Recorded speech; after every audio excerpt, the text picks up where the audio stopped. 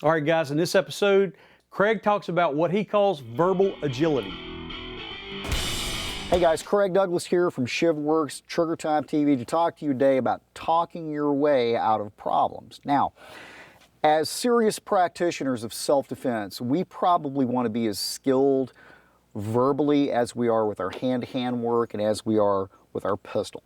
You can probably solve a lot of problems by learning adroit verbal agility. So let's think about some common things here. Last season I gave you some directed verbiage for halting encroachment from a stranger, a guy that you don't know who's approaching.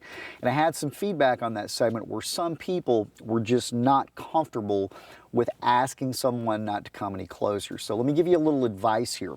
Sometimes we can come up with an excuse. Sometimes we can come up with something plausible that may help you accomplish the same goal. This requires a little bit more verbal agility, but it's probably something that you should think about in practice if you're not comfortable with asking someone not to come any closer. For example, let's say Mike were to come in towards me.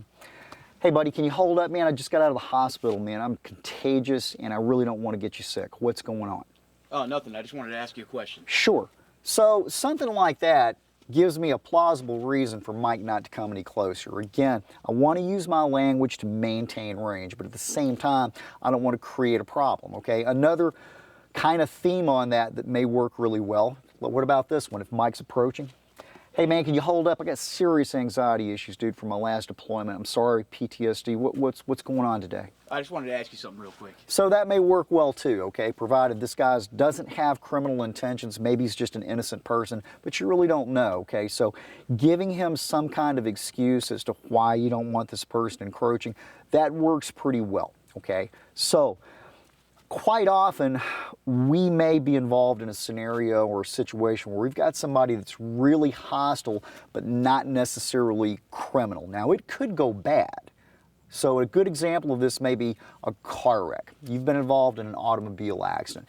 Tensions are probably really high, okay? And if Mike is the guy that has the new car that I've just smashed into, or maybe he's smashed into me, rather than get into an argument with him, how about this? How about just make him happy, okay? And what would make him happy if he's angry? Mike comes in. Hey, look what you just Hey, did to my man, car, that's man. my fault. Hey. Dude, that is totally my fault. I am sorry. My kid's in the hospital. I wasn't paying attention. And as soon as law enforcement gets here, I'll be more than happy to tell them it's my fault, sir. I really apologize. I'm distracted. Are you a parent? Yeah, but you just got to watch where you're going, man. You're right.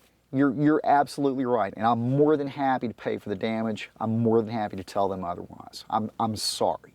All right, let's get the police here. Okay, thank you. So rather than argue with him about whose fault this is, okay, how about something like that? Now, it may not be my fault. And as soon as law enforcement gets here, I may very well say, yeah, that guy ran out in front of me and smashed into me and wasn't paying attention to what he was doing. But I don't have to hold the hill, okay? What I have to do is avoid a problem. And if I can use a little bit of good verbal agility to calm him down, because he just wants to be right.